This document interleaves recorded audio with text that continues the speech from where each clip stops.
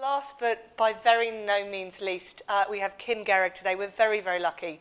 I'm going to say she's one of our, even though she's an Aussie originally, but she's one of our most awarded and most acclaimed directors, directing everything from pop music, pop videos, I'm going to sound old now, to fabulous ads like IKEA, Parties Happening in the Kitchen, and is very famous currently and is here to talk about This Girl Can. So a huge welcome to Kim. Hello, everybody. Thank you for having me, and thank you to these inspiring ladies, because actually talking at the end is always difficult because you hear what everyone else has to say and they go, shit, they're way more clever than I am. And that's actually brilliant for me because I love seeing other women doing great things, and I think it's funny being a female director. I'm the only, one of the only ones around, and interesting what Lindsay was saying with all the statistics. I used to work in an agency, and yes, there's 3% of Caitlin's around. There's very few, but there's even fewer of me's around. I know them personally. The female directors in London are myself, a girl called Aoife, who's at the same company as me, Dawn Chadforth, Siri Bunford, and Sarah Dunlop. And that is it. Appalling. There's 5 of us in London, really. And there's probably more, there's a few more around, but they are the ones that actually are making work regularly. And of that, Dawn and I have children, and Siri has a child. And it's a very hard world, actually. And I think my job tonight is to encourage all of you women. I know there's some men here. But any of you that want to be a director, come and be a director. There is so much fucking work for female directors, I cannot tell you. At the moment, it's like the hot thing, not just for female-based campaigns like This Girl Can, but I'm currently directing a car ad, and I had the funniest situation last week with it where I was arguing over a shot and an angle with the male creative director about a shot. And I was like, that angle that you want is too low, it's too angry, it's too masculine. I want the car to be friendly. And he went, oh, yeah, it's because you're a female director. But in a way, in a very positive way to them, they felt that my vision of the car being friendly, and therefore this angle was actually really important to them because they don't have girls direct car ads. I don't know. It'd be interesting to know how many girls have direct car ads. And funnily enough, after doing This Girl Can, this is my first job after it. And I was like, I really want to do a car ad after This Girl Can, because I think it's important not just to make feminist work with women, but actually to try and bring women into what would otherwise be known as quite male adverts. So I kind of really want to do a beer ad as well, because I think the way that women are portrayed in, say, the Stella commercials really pisses me off, because it is this idea that the beer is an object of desire, and so is the women, and what's the parallel. And I feel like that's my role, and I think to what Caitlin said, it's massively important for women to change and use advertising to change perceptions culturally of women, and also of race. I constantly and very, very strongly stand by having a mixed cast in all of my work. In fact, the piece I'm doing now, they wanted an all-male white cast, and I managed to get a absolutely mixed ethnicity cast with women in there. And so I try to champion both, and I think at the end of the day, it is the directors, the photographers, the makers who actually have to stand up for that. And I appreciate it when creators and creative directors do, but actually I see that as my big responsibility now. And I didn't really realize it until I did This Girl Can. I think probably before that, I just tried to play with the boys.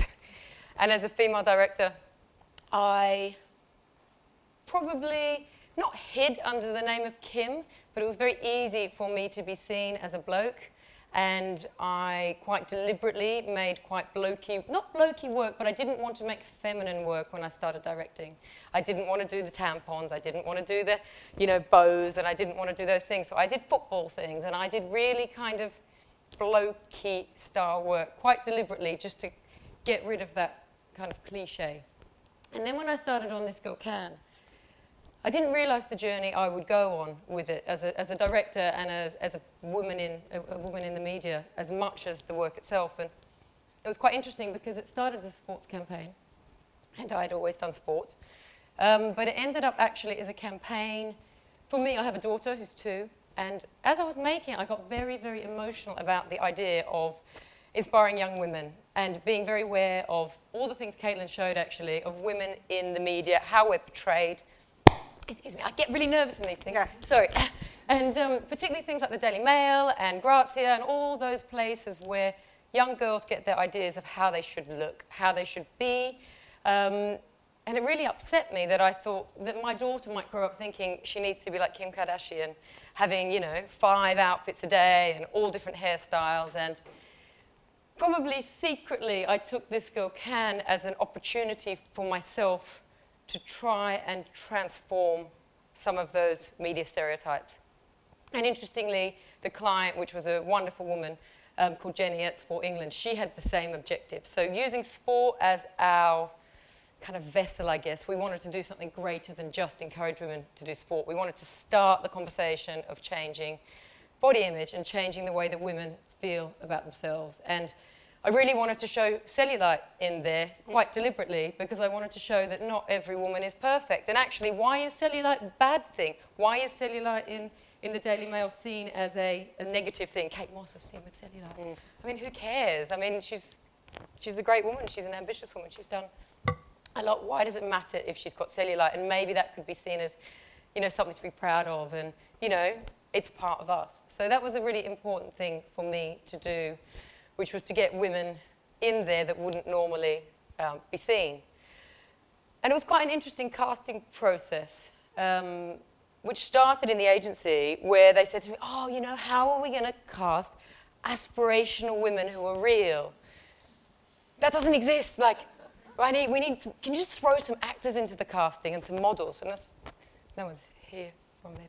I love them. They're a great group. But it was really interesting. They couldn't figure out how we would cast women to be both aspirational and real.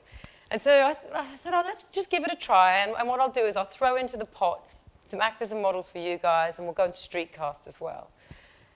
And what became really very interesting, and really the crux of the campaign, was the women we cast were the women that came in and told us stories about themselves and their approach to fitness or their bodies or their daughters. So Sam, the woman with the cellulite, I jiggle, therefore I am, she just came in and said, I want to change perception of the perception of women in advertising for my daughter. I don't want her to feel you know, bad about who she is and how she looks. And I was like, okay. We talked some more, and she just started running, and she came in a hot pants, literally, you know, with her wonderful legs, but she didn't care. You know, she was like, this is who I am, and I want to be part of this. So we started to cast women based on their attitude rather than their appearance. And that was quite fundamental, really. And it was the moment I think the campaign came together, because it was about the women, their ideas, and not just their bodies. And I think that's, for me, this is a small point as a director to kind of sum up what the girls were saying and what Lindsay was saying about women in the creative departments, but also I'm hoping to bring that just from the creative departments into the directing, is that the casting process is actually one of the fundamental parts. And actually, you can do all this great work in the agency, and there are lots of wonderful male directors, but I do feel that the relationship you have as a director with your cast is quite intimate. You have to fall in love with your cast, you know, in a way. To make work, you need to really love them. And I ended up having the most delightful relationship with all those women. I really genuinely loved them, and I feel like I got that back. But I feel like my relationship with them could not have been had by a man. Not in a nasty way to men, but just in the sense that I was not seeing them as sexual objects at all. It was not in the conversation, it was not in the direction, it was just about a kind of collaboration between us to make something together. And that was kind of wonderful. And at that point, when this came out, and I suddenly realized, oh, I'm not just a director, I'm a female director.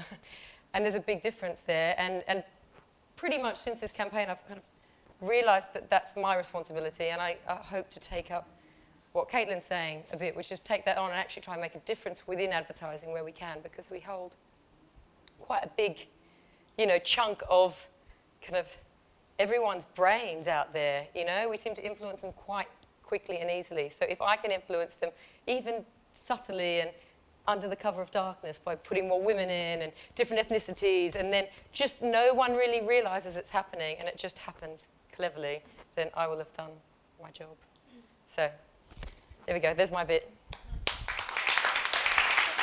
You got it?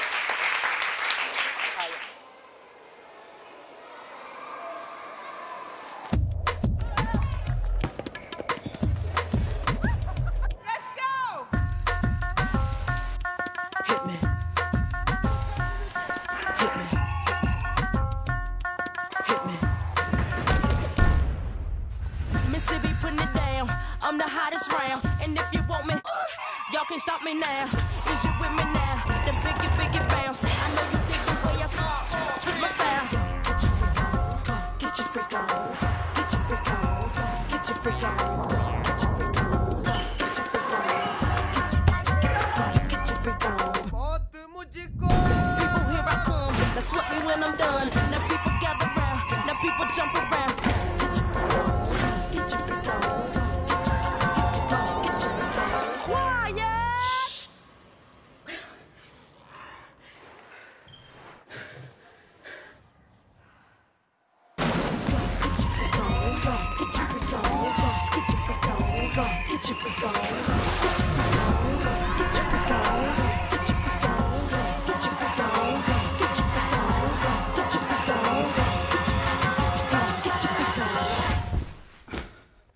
I'm knackered.